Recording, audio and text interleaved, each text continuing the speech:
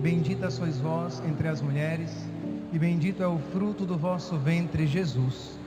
Santa Maria, Mãe de Deus, rogai por nós, pecadores, agora e na hora de nossa morte. Amém.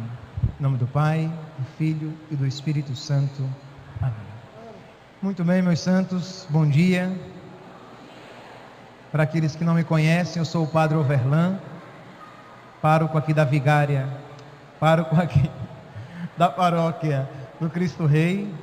Trabalho juntamente com o Padre Paulo, tenho a alegria de trabalhar com ele. E já sou padre há 7 anos.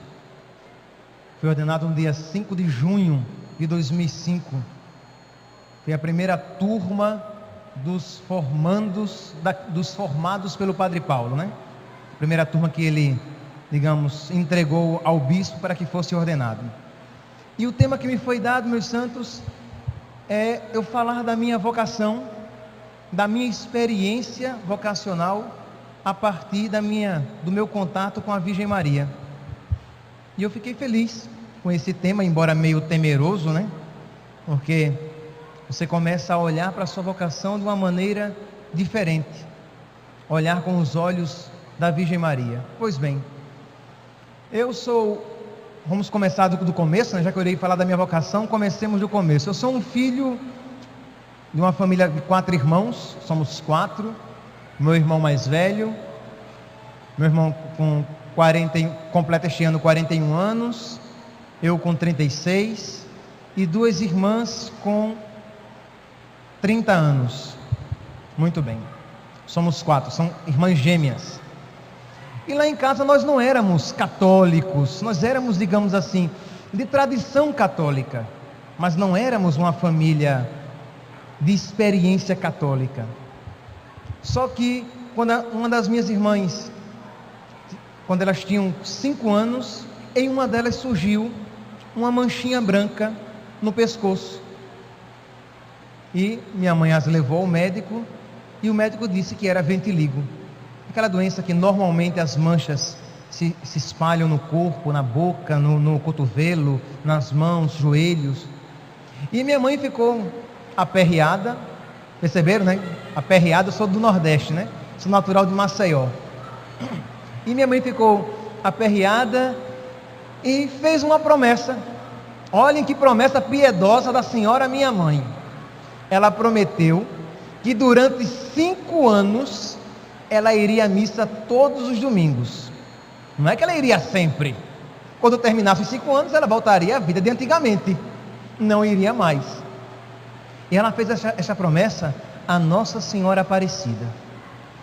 Depois que a situação passa, meu Senhor, eu olho para trás e vejo o cuidado da Mãe de Deus, que nos presenteou com aquela doença para fazer dela a ocasião de trazer os seus filhos para junto dela, para junto de Deus. Se a minha irmã não tivesse adoecido, aquilo não teria acontecido. Minha mãe não teria provavelmente voltado para a igreja e, consequentemente, vocês talvez não tivessem um padre aqui falando para vocês. Pois bem, só que vocês sabem, né? Promessa de mãe, né? Mãe faz e os filhos pagam, né? Então ela prometeu, é uma maravilha. Então ela prometeu que ela iria à missa durante 5 anos. Diz ela, eu vou com Overlan e com Olive Meirinha. O meu irmão, o Belarquinho, ficou de fora. O meu irmão já era grandinho. Ora, se a minha irmã tinha 5 anos, eu tinha 9. Então minhas irmãs têm 32 anos. Que elas não escutem isso. Então, elas tinham 5, eu tinha 9 e o meu irmão tinha 14. Isso mesmo. Então ele já era grandinho, foi dispensado da promessa e eu não. Então domingo, estava eu lá, de shortinho, de sandalinha de missa, camisa de missa, para ir para a igreja. Com raiva, porque eu não queria ir para a missa, que eu não gostava de missa, eu não gostava de igreja, eu não gostava de padre, eu não gostava de nada. Mas por causa, palavras minhas, daquela manchada, eu ia à missa. Então, deu mais ou menos 4h30, a missa era às 5 da tarde, na capelinha de Nossa Senhora Aparecida. Estava eu à porta de casa para sair, todo arrumadinho. Quando eu chego à porta, os meus colegas que me veem, olham para mim e dizem: Beato Salu! Era a época daquela novela Roque Santeiro, né? Aí eu, piedosamente, vai tomar um milkshake. Beato Salu. Perceberam, né? Sentiram o grau do menino que não gostava de igreja, não gostava de missa, não gostava de nada. E lá vou eu, chorando para a igreja, porque não queria ir para a igreja. Chegando lá, do lado da minha irmã, e eu dizia: sua manchada, eu odeio você, a culpa é sua, eu sou aqui. E a minha irmã chorava, né? E a minha mãe, assim, muito piedosa, batia em mim, pá, pá, pá, na igreja. Me beliscava, puxava meu cabelo, até que eu tive que aprender que ou eu ia apanhando ou ia sem apanhar, mas eu não ia ficar sem vingança. Eu percebi que num dado momento da missa, entravam na minha cabeça com a cambuquinha dourada na missa. Cambuquinha é um pote dourado. E levavam e entregavam o padre cantando: sabe, Senhor, o que temos. E entrava, né? E olhando para aquilo, eu digo: já sei, tem algo de importante ali dentro. No outro domingo, 4 da tarde, eu prontinho, roupinha de missa, todo passadinho. Mãe, estou indo para a igreja. Minha mãe: menino, eu prometi a Nossa Senhora que você vai para a igreja comigo todo domingo durante 5 dias. Eu vou, mãe, eu só vou mais cedo. Para quê? Eu vou rezar. Minha mãe olhou para mim: mas tudo bem, o menino falou que ia rezar, né? Então vá. Mas olhe, eu como seus olhos se você não estiver lá. Quando minha mãe dizia isso, isso não era figura de linguagem. Ela queria comer meus olhos. Eu fui. Quando eu cheguei à igreja, as velhinhas de joelhos, rezando Ave Maria, cheia de graça, rezando o terço. Eu cheguei, olhei para um lado, olhei para o outro, todo mundo de costas. Eu abro a cambuquinha, a igreja não tinha sacrário. Então colocavam as hóstias, que seriam as partículas que seriam consagradas à entrada da igreja, para que depois fossem levadas em procissão. Eu abri a cambuquinha, coloquei a mãozinha e crect, crect, crect. Joguei no chão, pisei, joguei debaixo do banco e fui lá me ajoelhar, exultando por dentro. Eu tinha me vingado. Eu quebrei, eu não sabia nada, não tinha vivência de igreja, de nada. Uma raiva porque eu não queria ir à missa. Quando chegou na hora do ofertório, que levaram a âmbula para o padre, que o padre abriu, que ia consagrar, e se entreolhavam, e minha mãe olhou para mim, e eu comigo: eu morro na cruz, mas eu nego. Eu calado, digo: não digo nada. Minha mãe: menino, digo: eu não fiz nada. No outro domingo, o pecado emburrece, meus santos. Se existe uma coisa que o pecado faz com a gente, é emburrecer. Lá vou eu de novo, no outro domingo, repetir a mesma proeza. Chego à igreja, 4 da tarde, todo arrumadinho, meu shortinho de missa, minha bermudinha de missa. Estou lá para entrar na igreja, olhei de um lado, olhei do outro, todo mundo rezando Ave Maria, cheia de graça convosco, Santa Maria, Mãe de Deus.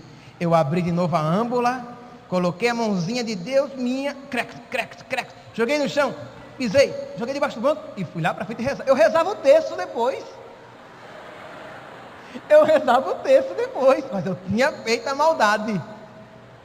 Quando eu estou lá piedosamente rezando, vem uma véia e diz: eu vi.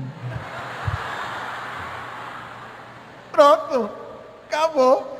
Eu levei uma surra daquelas que vocês não querem imaginar. Quando a minha mãe dava surra de relógio, significava que ela dava corda, tantos minutos de pisa, de surra, de lapada. Enquanto o relógio não tocasse, a surra não parava. Aí, meus santos, não teve jeito. Eu apanhei, eu fiquei revoltado. No outro domingo eu fui, rasguei os jornaizinhos que esconderam a âmbula do predador, né? O predador estava chegando. Aí esconderam, eu rasguei os jornaizinhos da igreja. Minha mãe bateu de novo em mim. Resumindo, eu tive que aprender que eu deveria ir à missa, que ou eu iria apanhando, ou eu iria sem apanhar. E peguei o costume. Todo domingo eu ia para a igreja, minha mãe ia, a promessa terminou e minha mãe se deixou cativar e continuou indo à missa. E Nossa Senhora concedeu a graça que ela havia pedido. Aquela mancha não só não se espalhou, como diminuiu, encolheu e ficou marronzinha debaixo dos cabelos da minha irmã, de modo que hoje não é um problema nenhum para nós. Pois bem, e eu peguei o costume, todo domingo eu ia à missa, só que passei no teste da escola técnica, porque eu queria era ser engenheiro químico, queria ter muitos filhos significa que eu queria 10, 12, 15, queria muitos filhos, entendeu? Eu dizia à minha mãe que era muito pouco, 4 filhos apenas, eu queria muitos filhos. Então eu fui estudar na escola técnica, que eu queria ser engenheiro químico, eu queria ser pai de muitos filhos, eu queria casar e ser pai de muitos filhos. Então fui ser técnico em química para depois fazer o vestibular para engenharia química. E lá, meus irmãos, existia uma senhora, a professora Selma, se ela estiver nos acompanhando pela internet, como os outros internautas, ela vai ouvir isso, ela sabe da participação que ela teve na minha vida. Aquela mulher, mariana, devota, quando ela entrou na sala para dar aula pela primeira vez de físico-química, eu olhei para ela e uma antipatia profunda brotou do meu coração. Eu não gostei daquela mulher. Eu olhei para ela e disse: não gostei dela. É interessante, meus santos, o quanto existe essa inimizade entre a Virgem e o diabo.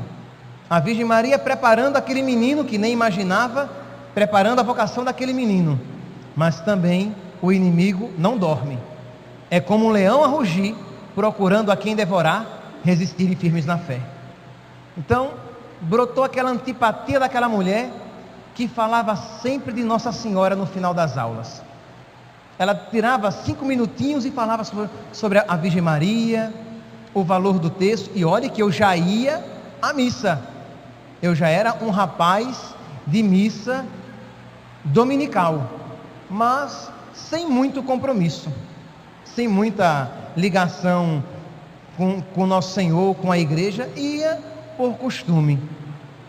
Nesse mesmo período, meus irmãos, minha família estava sendo virada de pernas para o ar. Problemas de infidelidade matrimonial, violência, e eu me lembro que foi o sofrimento mais uma vez que fez com que eu me aproximasse daquela professora que no início era tão chata a mim.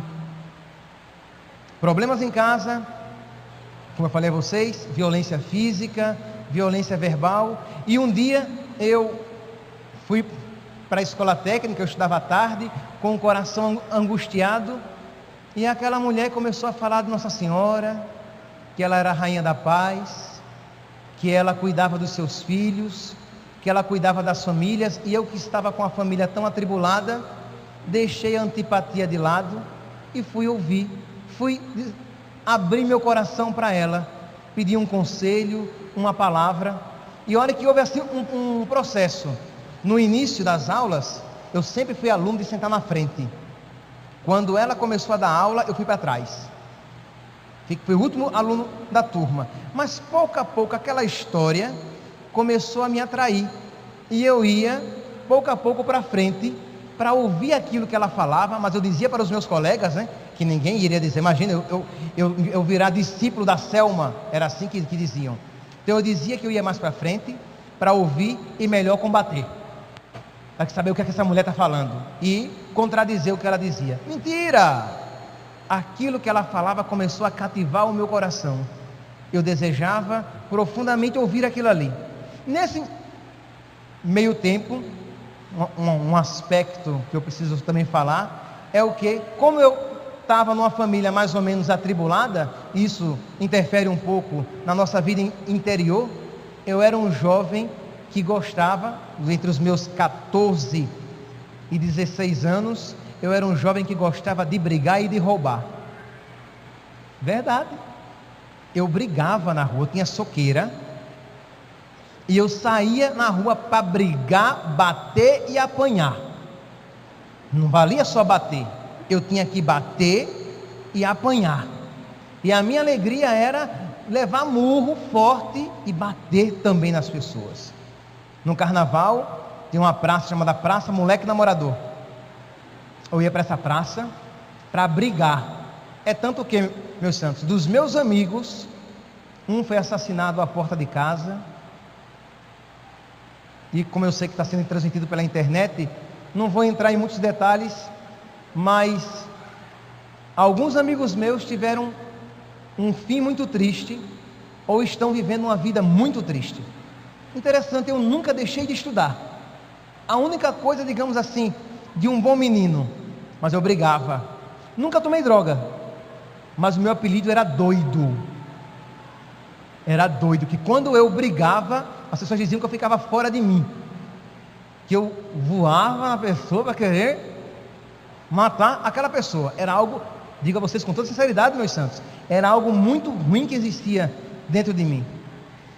Pois bem, e roubar eu ia roubar em frente ao quartel onde meu pai trabalhava. Meu pai agora é coronel aposentado, então a minha emoção era roubar para quem sabe ser preso e levarem o trombadinha e eu humilhar meu pai em público com o filho dele ladrão. E não era roubar grande coisa, tem que roubar coisa pequena, mostrar para o dono e dizer, vem me pegar. Entendeu? Não era roubar escondido, era roubar ostensivamente. Eu estou roubando, faça alguma coisa. E eu corri, eu queria que a pessoa viesse a mim, para eu bater na pessoa, ela bater em mim, quem sabe eu ser preso. Nunca chegou a acontecer. Pois bem, então nesse meio tempo, desse rapaz revoltado, desse rapaz que brigava e que odiava o irmão, hoje graças a Deus eu e meu irmão nos damos muito bem, mas nós nos odiávamos, não sei se ele a mim, mas eu o odiava, eu desejava a morte do meu irmão, e uma vez tentei fazer isso, como brigamos durante o dia, e nós brigávamos no tapa, porque eu era pequeno, cresci um tiquinho mais, né? Mas eu era que nem aquele cachorrinho pequeno, mas brabinho. Eu voava em cima dele, e ele maior do que eu, né? Eu levava a pior. Então eu maquinei à noite, fui dormir, como é que eu mataria o meu irmão? Por que eu estou dizendo isso a vocês, meus santos? Para vocês verem o quanto nosso Senhor vai trabalhando o nosso coração e o quanto eu acredito que a minha mãe cuidou de mim, porque se eu fosse entregue à minha própria sorte, eu estaria perdido. Ela me quis padre, aquela promessa e aquela consagração lá atrás, a Nossa Senhora não foi em vão. Eu passei a noite maquinando como é que eu faria. Matar com faca não daria certo, com revólver não tinha, com as mãos não tinha força, vou matar de susto. Seria cômico se não fosse trágico. 3 da manhã, na hora do capeta, eu me levanto, minha casa era um primeiro andar, eu desço, pego 2 tampas de alumínio, daquelas tampas grossas, entro no quarto e pá! Bato umas 3 vezes para assustá-lo e ele morrer. Ele não morreu, acordou vomitando, aperreado, queria me matar depois, mas eu queria destruir o meu irmão. Por quê? Porque ele impedia que eu fizesse o que eu quisesse em casa. Eu queria ser um deusinho. Então um menino, um rapazinho bem complicado, bem briguento, bem difícil. Pois bem, esse rapaz aí complicado, briguento, que Nossa Senhora vai cuidando com seu amor de mãe e gerando uma vocação sacerdotal. Dá para imaginar que ninguém olhava para mim e via padre, né? Ninguém imaginava que aquele troço podia ser padre. Pelo amor de Deus, Deus tem bom gosto, Deus não vai escolher aquilo ali. O tempo passou, então retornemos aqui para a escola técnica. Eu estou lá e vou conversar com a professora Selma. dos problemas que eu estava tendo em casa. Agora eu queria ajudar os meus pais. Eu já estava mudando um pouquinho e eu queria ser um bom católico. Só que na escola técnica nós éramos uma turma variada, católicos, protestantes e espíritas. E meus irmãos, eu digo que eu tive a graça de muitas vezes defender Nossa Senhora, se é que ela precisa de defesa, né? De defender a doutrina católica a respeito de Nossa Senhora, contra aquilo que os nossos irmãos protestantes dizem a respeito, e os espíritas também. Só que isso ficou um ranço no meu coração. Durante a vida inteira eu defendi, dizendo que ela era a mãe de Deus, que ela era a virgem, que ela intercede por nós, que nós podemos recorrer a ela, que podemos e devemos nos consagrar a ela. Mas, de tanto eu ouvir algo contrário, algo ficou no meu coração, e que só depois de muito tempo a Virgem Maria foi retirando no meu coração as reservas que eu tinha. Por exemplo, eu tinha já o livro da consagração, naquela edição antiga, já havia lido, mas sempre achei um negócio meio ostensivo, exagerado, e deixei de lado, porque digo, não, isso é demais, não precisa tanto. Por quê? Porque eu já havia ouvido tanta coisa contra Nossa Senhora, que falar da Virgem Maria dessa maneira seria muito difícil para mim. E graças a Deus, ela está gerando no meu coração um coração católico, porque o católico é devoto da Virgem Maria, o católico não tem medo de amar sua mãe, o católico não tem vergonha de carregar o terço, o católico não tem problema de beijar a imagem, não tem problema, a gente beija a imagem, a gente abraça a imagem, a gente tem imagem, porque nós sabemos muito bem o que significa a nossa devoção, o nosso carinho e o nosso amor. E graças à Virgem Maria, ela foi me conduzindo, dizendo, meu filho, ser católico de verdade. E ser católico de verdade é muito grande, é muito amplo, é um trabalho de toda a vida. E que eu espero que ela gere no meu coração, cada vez mais um coração de um padre católico, que ensina a doutrina católica, que não tem medo de viver e de ensinar as devoções católicas. É disso o que nós precisamos.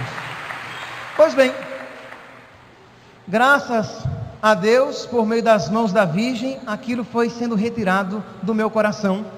E aquele rapazinho queria ser um católico de verdade.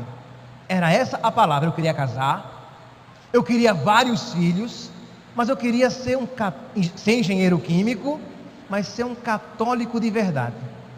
Um certo dia, na escola técnica, um rapaz que hoje é padre Siddhartha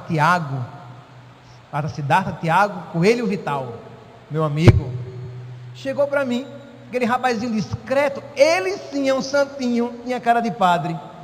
Eu nem sabia que ele existia na turma. Pense, já estava há 3 anos com aquela turma e mal sabia da existência dele. Tão discreto e santinho era Siddhartha.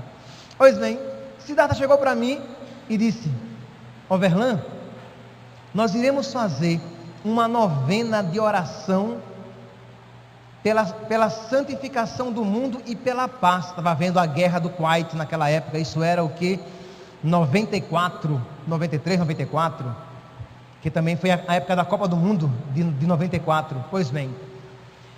E aí eu cheguei para ele e disse, novena? Eu ia à missa aos domingos, já me achava santo, nossa, porque tantos amigos meus não iam à missa, eu ia à missa todo domingo, eu já tinha terço e Bíblia, eu já era um católico, olha. Fazer novena, eu disse, mas em que consiste? Ele disse, olha, novena, 9 dias, né? 9 dias de oração. Digo, misericórdia, todo dia? Disse, todo dia, meu irmão, rezando o terço. Todo dia rezar o terço. Eu sabia rezar o terço, porque minha tia, quando viu, contar a própria vida é sempre meio complicado, porque a gente vai trazendo eventos passados e trazendo para explicar, né? Quando eu estava naquela época revoltado em casa, querendo matar meu irmão e tudo mais, minha tia, irmã da minha mãe, legionária, me ensinou a rezar o terço. Disse: Overlan, reza o terço e peça a Nossa Senhora que tire isso do seu coração. Ela viu que existia algo que não era bom naquele coração. Reze. Não é bom você ter tanta raiva do Velarquinho desse jeito. Velarquinho é meu irmão. Então eu sabia rezar o terço, minha tia havia me ensinado. Muito bem, rezei 9 dias rezando o terço. Eu rezava uma vez na vida, 9 dias. 9 dias rezando a Bíblia. Digo: nossa, você é santo mesmo. 9 dias rezando a Bíblia, 9 dias. 9 dias indo à missa. Digo: pronto, para. 9 dias indo à missa, todo dia? Não, que negócio é esse? Eu não sou padre? Todo dia, Overlan. Você quer ou não quer? Mas eu sempre gostei de desafios. Então, 9 dias indo à missa e fazer uma renúncia. Quando ele disse isso, vou tirar aqui o relógio que me deram hora, né? E eu gosto de falar que é uma beleza. E 9 dias, e fazer uma renúncia durante 9 dias. Eu já pensei em uma coisa. Aí eu disse: o quê? Ele disse: o que você pensou? Eu digo: eu pensei em chocolate, eu pensei em Coca-Cola. Não, o que você pensou? Eu digo: não, mas eu pensei muito. Não, mas no que você pensou? Eu disse: eu pensei em televisão. Ele disse: exatamente isso então. 9 dias sem televisão. Eu digo: não vou conseguir. Eu não vou aguentar 9 dias sem televisão. Mas, meus santos, foi ali, naqueles 9 dias de Eucaristia diária, do Santo Terço, da oração com a Sagrada Escritura, que a minha vocação foi sendo forjada. Por quê? Porque nesse período eu estava na missa, no domingo que ia começar, não, no domingo no meio da novena, eu estava na igreja e um rapaz, um seminarista, eu não sabia que bicho era esse, o que era seminarista, chegou para mim e disse: você já pensou em ser padre? Aquela pergunta caiu no meu coração como uma bomba. Eu disse: eu? Padre? Não, eu quero casar, eu quero muitos filhos, eu quero ser engenheiro químico, eu não quero ser padre.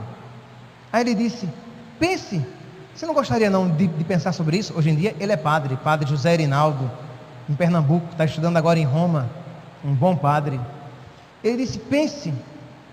Mas ele era tão insistente, misericórdia, acho que isso aí é pecado de padre, né?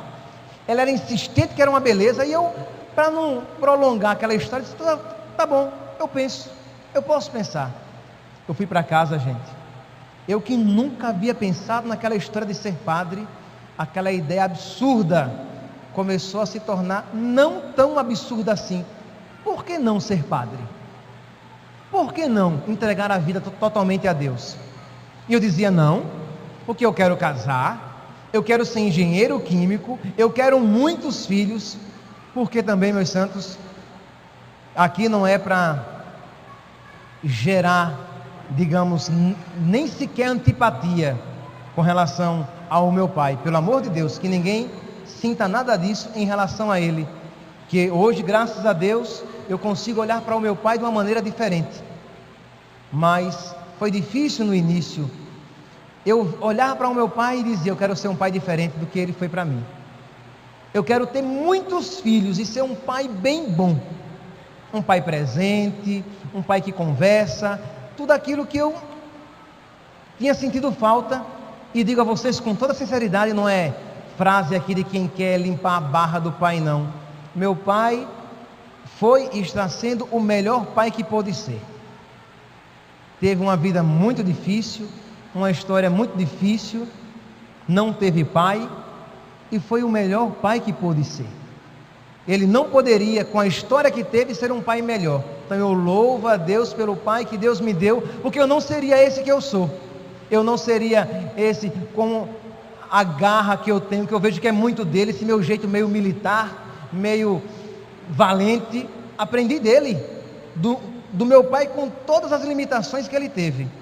Então eu me apegava nisso também. Eu quero ser pai de muitos filhos, que eu dizia: não quero repetir os erros que ele cometeu.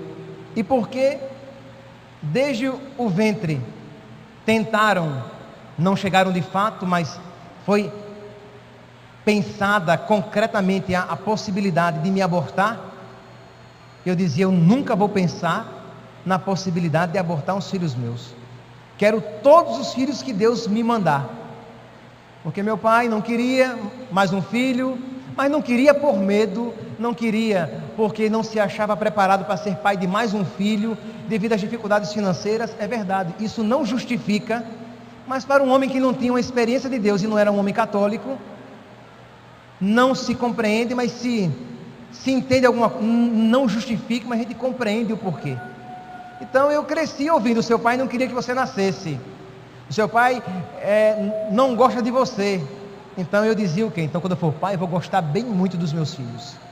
Quando eu for pai, eu vou carregá-los no braço, eu vou levá-los para jogar futebol, eu vou levá-los ao cinema, eu vou brincar com eles. Por quê? Porque era uma maneira que eu tinha de resolver aquela história ferida lá de trás.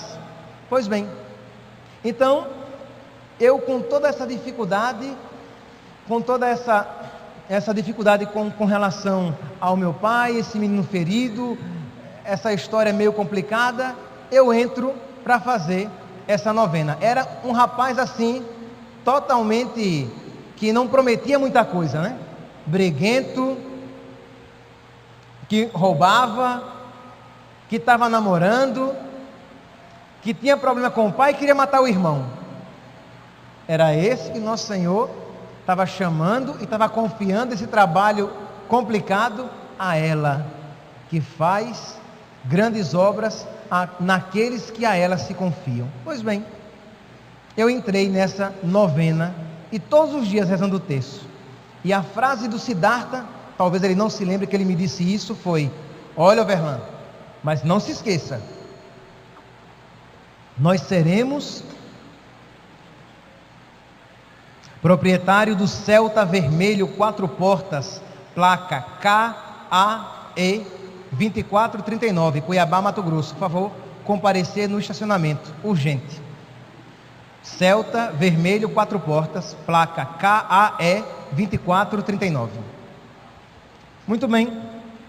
Ele me disse: olha, Verlan, mas não se esqueça, nós seremos uma corrente. Se você quebrar, nós quebraremos também. Tem que permanecer fiel até o fim. E eu, graças a Deus, passei aqueles 9 dias rezando o meu terço, me alimentando com Eucaristia, rezando. E aquele chamado que o seminarista havia feito começou a perder, o medo começou a desaparecer do meu coração. Nos primeiros dias, tudo em mim sempre foi muito rápido. Eu tinha colegas que há 2, 3 anos pensavam na vocação. Eu pensei no período de 9 dias. Durante 9 dias eu ia para a escola técnica chorando no ônibus. Chorando por quê? Porque lá no fundo eu sentia que eu ia acabar cedendo, mas eu dizia: Senhor, eu não quero renunciar aos meus sonhos, eu não quero perder a chance de ser pai de muitos filhos, eu não quero, Senhor, não casar, e eu quero ser engenheiro químico, Senhor, eu não quero. Mas lá no fundo eu sentia. No decorrer do 3º ou 4º dia daquela novena, eu já rezava assim: Senhor, eu não quero, se o Senhor quiser, talvez eu queira, mas eu não quero, Senhor. Se o Senhor quiser, eu posso até pensar, mas não queira não. Eu quero é me casar, eu quero muitos filhos, eu quero ser engenheiro químico, eu não quero mudar a minha vida. Eu sempre fui muito organizadozinho, estudo, tudo. Então, mudar a minha vida, mudar meus planos, não estava no meu projeto, não estava no script. Deixar que alguém mexa em tudo, não estava me agradando muito. Mais ou menos no 6º, 7º dia, eu já rezava chorando. Digo a vocês, havia dias que eu entrava na sala de aula e não conseguia lá permanecer, porque eu era tomado por um choro, uma luta interior, porque eu dizia: meu Deus, eu vou acabar querendo. Onde é que eu estou me metendo? Onde é que eu estou me metendo? E eu não queria nem mais rezar, nada. E aquela angústia no coração. Mas eu aprendi a gostar de rezar o terço todos os dias. Aquilo que começou com os 9 dias, continuou. Eu ia rezar o terço, e quando eu rezava o terço, me dava um alívio naquela gastura, aquele medo diminuía, eu me sentia até corajoso de dizer sim. Mas não vou arriscar tanto. Quando eu parava de rezar, eu fazia questão de esquecer e o medo voltava de novo. E eu dizia, já estava mudando: Senhor, se o Senhor quiser, eu quero, mas eu acho que eu não tenho vocação. Na minha cabeça, vocação não era chamado, vocação era qualidade. Então, mas eu acho que eu não tenho vocação, eu sabia mais do que Deus, né? Eu acho que eu não tenho vocação. No 9º dia, terminou, eu fui à missa.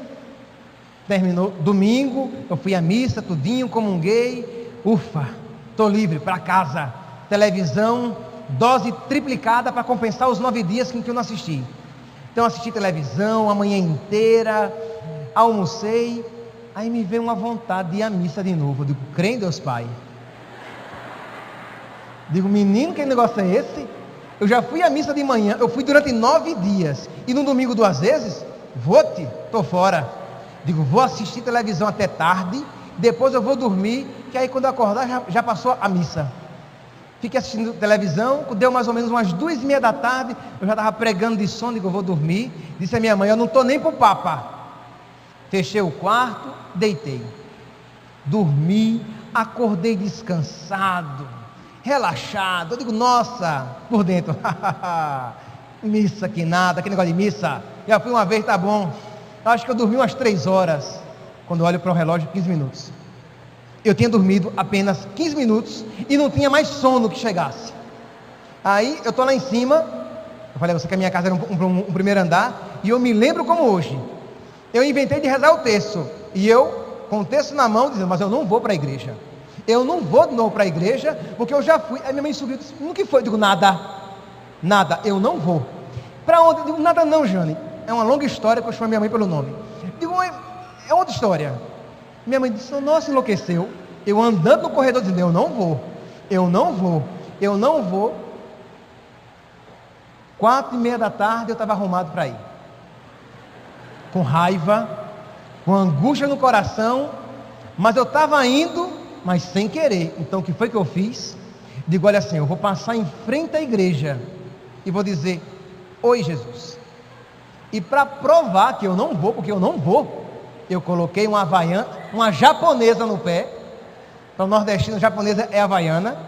Eu coloquei uma japonesa no pé e uma regata. Eu digo: não entro nunca na igreja de regata e havaiana, não tem jeito.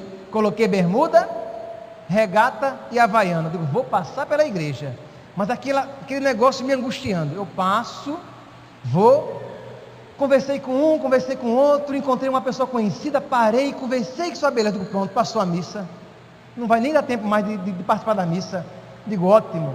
Quando eu passando pela igreja, era uma música, até não sei, não precisa cantar não, porque a música nem bonita é. Com todo respeito ao Padre Jonas, era uma música para de mexe, remexe o meu ser. Era uma música assim, que estava tocando. Eu sei que era do Padre Jonas, porque eu tinha a fita cassete com essa música, da qual eu nem sequer gostava. E estava tocando, imagine, gente, podia ser uma música poderosa, não uma música bonita, não, foi com essa música. Eu passei em frente à igreja e aquela vontade forte: entre na igreja. Eu digo: Senhor, não vou entrar. Entre, rapaz. Eu digo: vou no primeiro genuflexório. Eu me ajoelho e pronto. E não tem conversa. Dali eu conversando com Deus. Dali eu não passo. Entrei na igreja, me ajoelhei e estava tocando essa música, mexe, remexe alguma coisa. Eu lembro que eu, na minha ingenuidade, eu disse: então tá bom, Senhor. Mexe, remexe, faz o que o Senhor quiser. O que o Senhor quiser, eu quero. E eu olhei para a imagem, que eu tenho um amor imenso, que é Nossa Senhora do Perpétuo Socorro. Como eu gosto daquela imagem de Jesus assustado, derrubando o chinelinho. E eu olhei assustado com aquilo que eu havia dito. Eu digo: pronto, estou frito, meu Deus. Saí dali, eu entendi muito bem que o mexe, remexe é: eu aceito ser padre. Já voltei para casa, decisão tomada. Voltei para casa, cheguei, meu pai estava jantando. Me sentei e disse: vou entrar no seminário, vou ser padre. Meu pai olhou para mim, disse uma palavra feia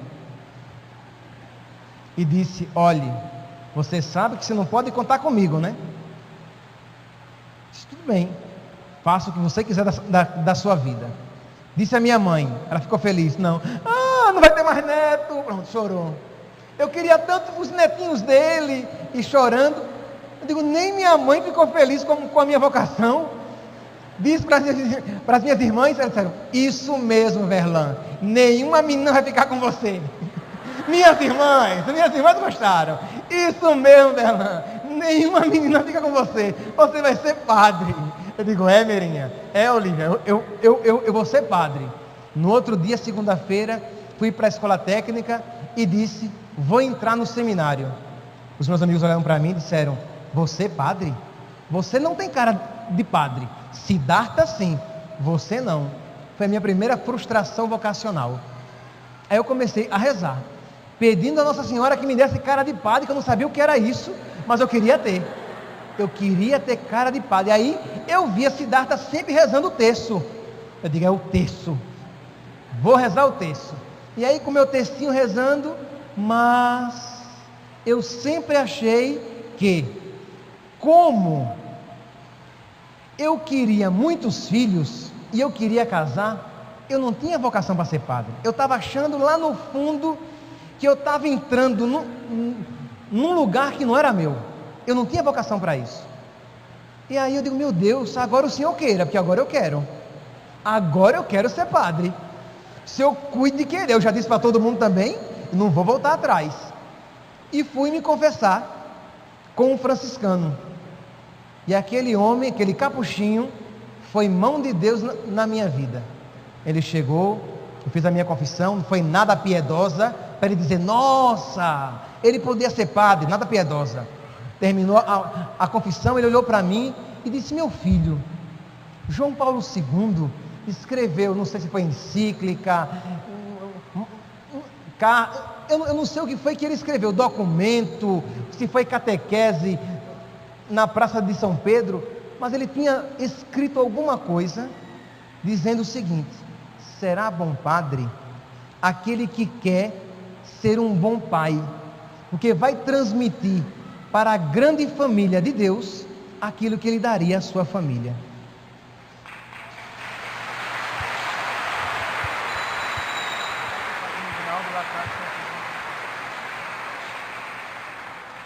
Padre Reginaldo e Padre Fábio estão atendendo confissões lá atrás. Quem precisar, pode se dirigir a eles. Aquilo, meus irmãos, acalmou meu coração, porque eu queria ser um bom pai, eu queria ser um bom marido, fiel à minha esposa, carinhoso com os meus filhos.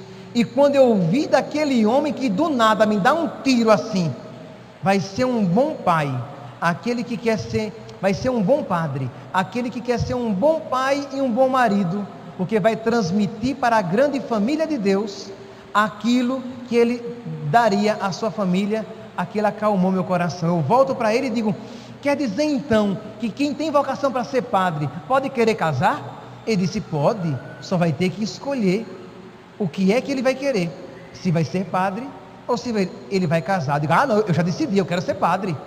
Ele, muito bem.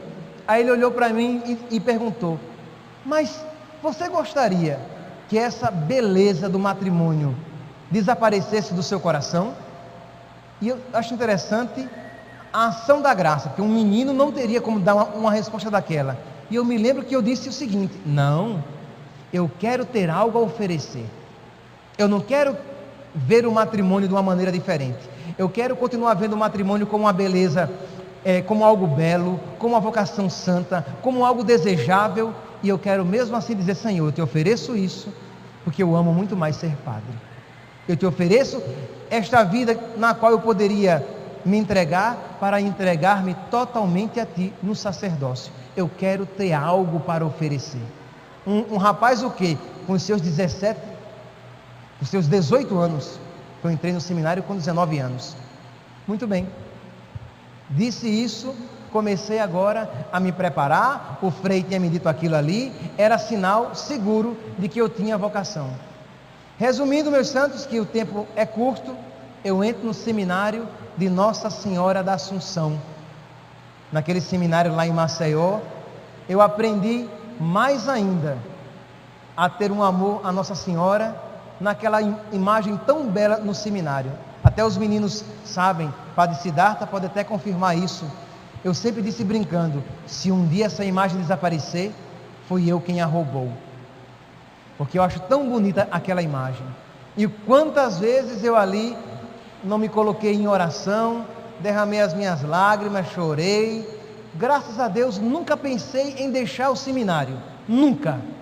Eu entrei no seminário, por graça de Deus, nunca desejei deixar o seminário, mas já senti muitas vezes o peso da vocação.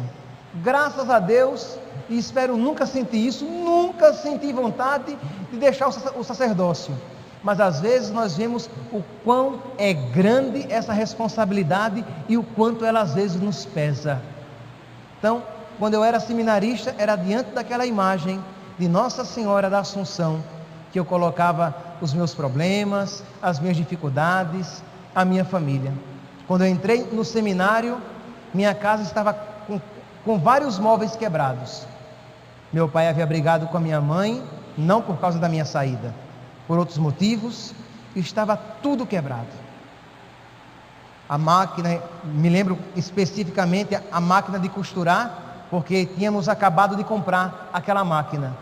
E a minha mãe, meio chorosa, à porta de casa, eu com algumas malas levando para o seminário, e ela meio chorosa dizendo: vá com Deus, meu filho. Eu sabia que ela não iria dizer, minha mãe, uma mulher de coragem também, ela não iria dizer a mim que eu ficasse, mas eu sabia que ela queria que eu ficasse. Por quê? Porque meu pai sempre me respeitou. Se eu estivesse em casa, ele não iria agredir minha mãe na minha presença. Sempre, nesse sentido, sempre me respeitou.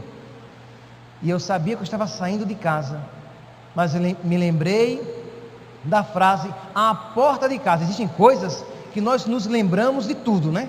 Eu me lembro, eu à porta de casa, minha mãe chorosa, e eu me lembrando da frase de Dom Bosco, que quando um rapaz sai de casa para entrar no seminário, Nossa Senhora faz as vezes dele, toma conta da família dele.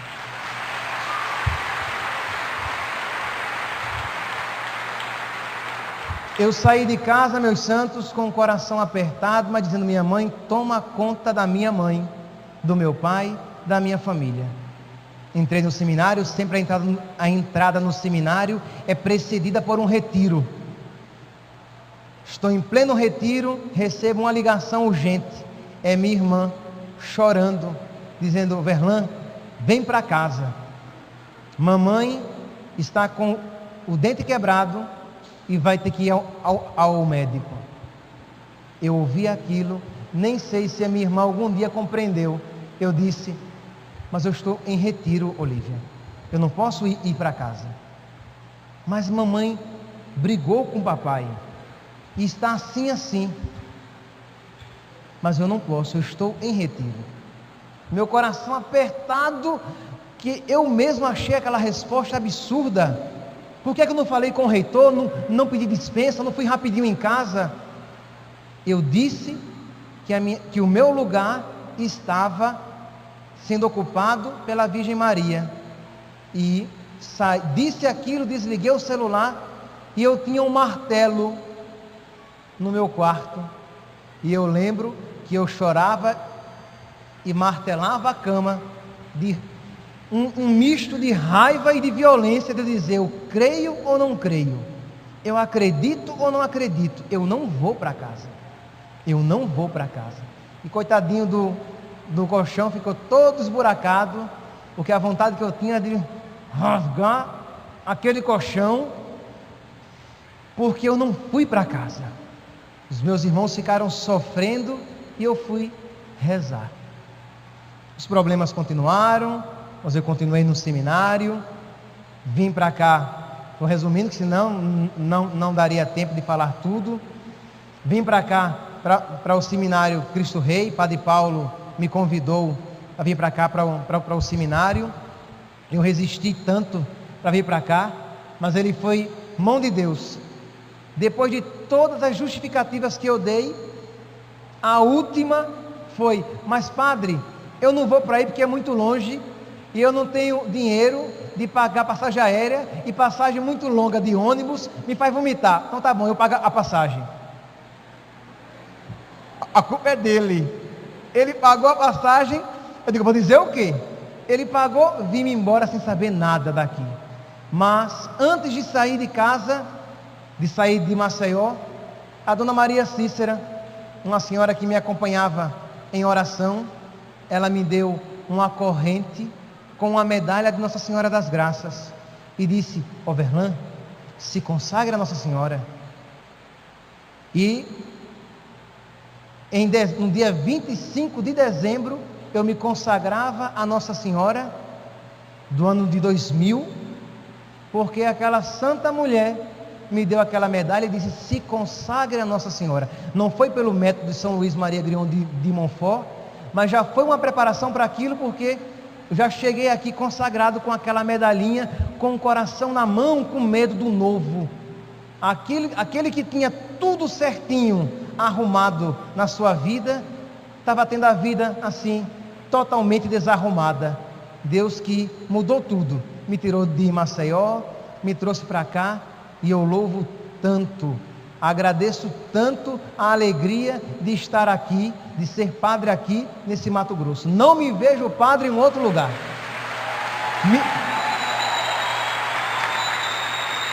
Minha mãe não gosta de ouvir isso. Minha mãe não gosta que eu digo a ela, olha, se eu morrer, eu quero ser enterrado na Arquidiocese de Cuiabá. Não volto. Amo Maceió, amo os padres de Maceió, aqueles que são meus amigos lá, mas não me vejo padre em outro lugar, suando muito, derretendo, aqui é quente, não tem problema, mas foi aqui que nosso Senhor foi transformando ainda mais a minha vida. Mas, meus santos, falar da própria vida, da própria vocação, é sempre algo tão amplo, né? Mas o que é que eu poderia dizer a vocês do que me atrai de uma maneira particular nessa consagração a Nossa Senhora? Eu me consagrei a Nossa Senhora quando era mais jovem e depois lá no Cristo Rei em 2009, quando houve o 2010, o primeiro consagra-te.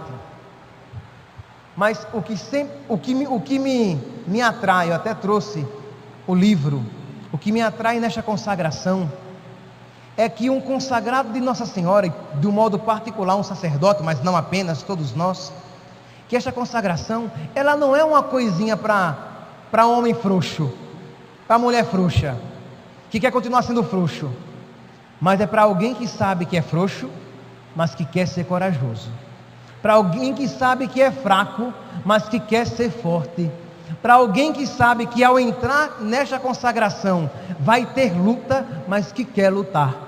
No número 48 deste livro, nós encontramos aqui uma profecia de São Luís, dizendo como serão as almas consagradas a Jesus. Todos nós que nos consagrarmos, aqueles que renovarmos e aqueles que fizermos esta consagração pela primeira vez, como serão essas almas nos últimos tempos? Essas grandes almas, cheias de graça e de zelo, serão escolhidas para se opor aos inimigos de Deus que se agitarão de todos os lados. A Virgem Maria, por meio de São Luís, está dizendo o quê? Quem se consagrar a mim vai ter muitos inimigos, mas terá sempre o meu auxílio. Ela, não somos nós primeiramente os inimigos do diabo, ela é a inimiga por excelência. Ela é aquela que pisa a cabeça da serpente. Ela é aquela sobre o manto dela que nós nos refugiamos e deixamos que ela lute por nós.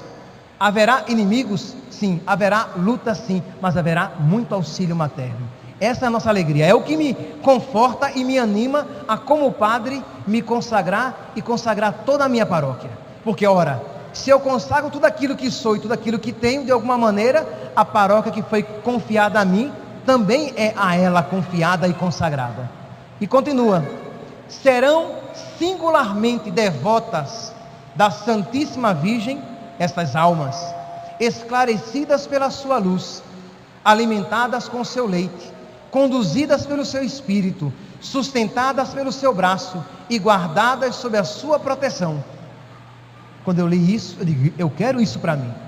Eu quero ser devoto da Virgem, esclarecido pela luz do Espírito Santo, alimentado pelo leite, pelo seu leite, conduzido por ela, sustentado pelo braço dela e guardado sob a proteção dela. Nenhuma vocação que a ela se consagra se perde.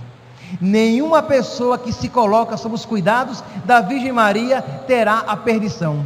Nenhum daquele que se consagra verdadeiramente terá a salvação eterna perdida. Esta é a nossa confiança, esta é a minha alegria, e eu também tenho firme esperança que um sacerdote que se consagra de coração à Virgem Maria será um santo e fecundo sacerdote, e eu peço essa graça para mim. Eu peço essa graça à Virgem Maria para mim, de ser um sacerdote segundo o coração da igreja, de ser um sacerdote segundo a vontade do Santo Padre, o Papa, de ser um sacerdote que não tem medo de ensinar aquilo que deve ser ensinado, mesmo que seja perseguido por isso, de ser um sacerdote que não quer agradar a maioria, mas que quer agradar Nosso Senhor, e ser um sacerdote que alegra e orgulha o coração de Nossa Senhora. Isso é um padre da Virgem Maria, isso é um padre que agrada a Nossa Senhora, e eu peço humildemente à Virgem Maria, sabendo das minhas limitações, peço esta graça a ela. E continua aqui: com um braço, com uma mão, combaterão, derrubarão, esmagarão os heréticos com suas heresias, os cismáticos com seus cismas, os idólatras com suas idolatrias e todas as impiedades.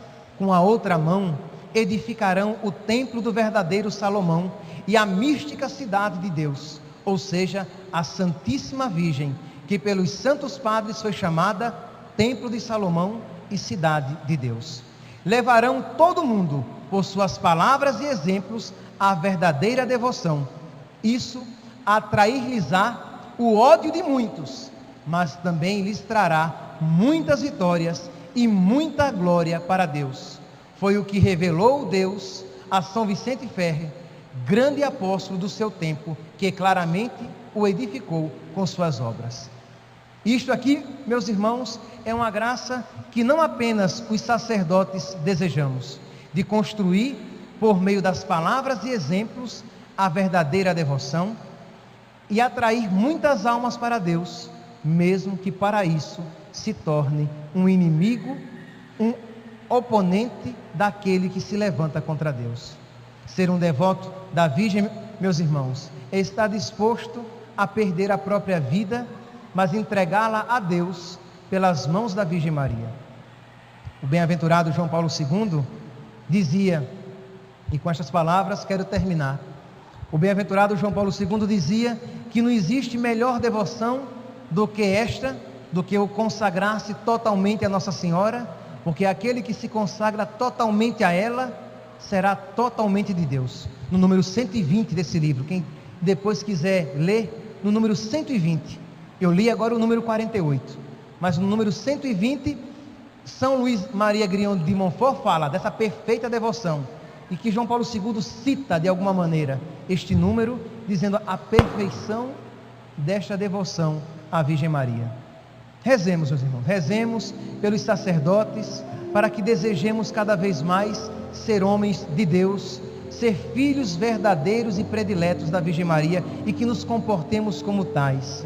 Rezemos pelos católicos do mundo inteiro, para que sejamos verdadeiros devotos da Virgem, para que tenhamos a coragem de denunciar os erros, as heresias, aquilo que não agrada a Deus e que não é uma verdadeira igreja católica, para que os católicos tenhamos a coragem de viver a nossa fé, rezar o nosso terço, nos consagrar a Nossa Senhora, receber a Eucaristia com toda a devoção e adoração, participar da missa com toda a piedade, frequentar os sacramentos da confissão para receber dignamente a Eucaristia. Aqueles que quiserem e acharem que é adequado, podem até mesmo que procurar, e aqui falar do véu.